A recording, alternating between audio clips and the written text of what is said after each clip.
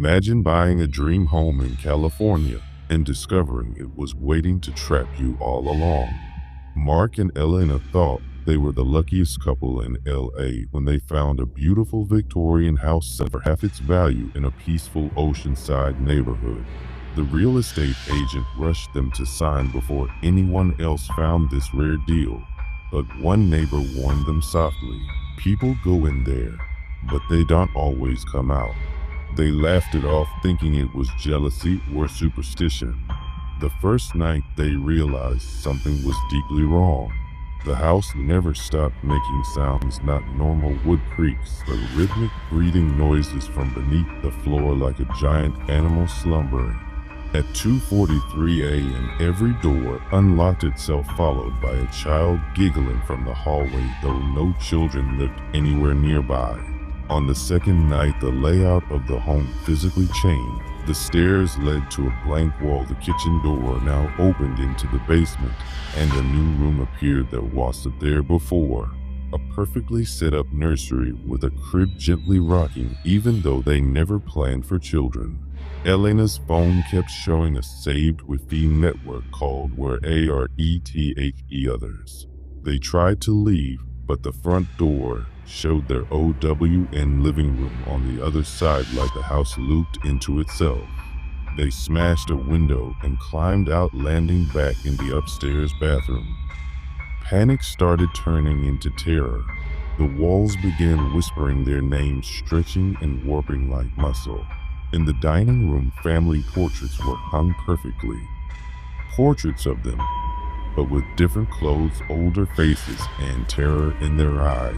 A note scratched on the back read, "Welcome back home." That night, Mark found an old Polaroid camera hidden in a vent.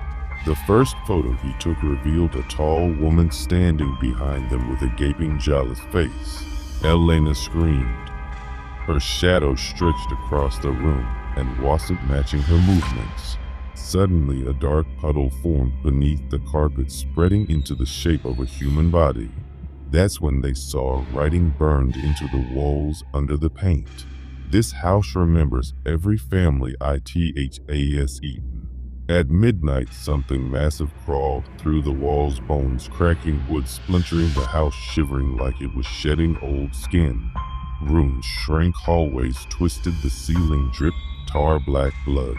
The house locked them in and dragged them upstairs, forcing them into a room filled with mirrors that didn't reflect them, but showed hundreds of versions of them trapped inside, pounding to escape. Their reflections whispered, "You moved in, now you can never move out."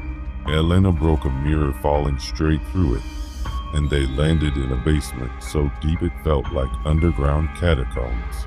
Mark's flashlight showed thousands of fingerprints scratching the walls, fingerprints belonging to families who vanished long ago.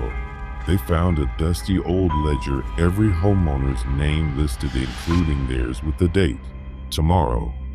A staircase appeared leading up, and with no other choice they ran into the light, only to step into a hospital hallway filled with burned corpses staring at them with hollow eyes. A nurse whispered, "You died here long ago." Mark grabbed Elena, and suddenly they were back in their living room, breathing fast, heart racing. The front door was unlocked. They ran. They didn't stop until they reached a 24-hour diner and begged for help. Police returned with them at sunrise, but the house was completely gone, only a bare dirt lot. The officer said, "Nobody has lived here for 20 years.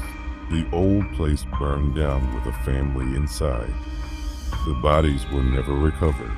Mark showed photos on his phone, proof they lived there, but every image now showed them standing in a burned house with the jawless woman behind them smiling wide. They fled California. It's been months. But every night at 2:43 a.m. their doors click open again, one at a time, just like that house did. Last week they woke up to find dirt all over the floor and blueprints for a Victorian house placed on their dining table. The address is blank except for 2 words written in burnt ink. "You're next." And just hours ago, they got a new Wi-Fi notification on their phone saying chilling name, where A or ETHE others. Maybe the house was never a building. Maybe it's a living thing that follows the families it claims. And if that is true, then the question is, what if your home is already changing, waiting, preparing for YOU?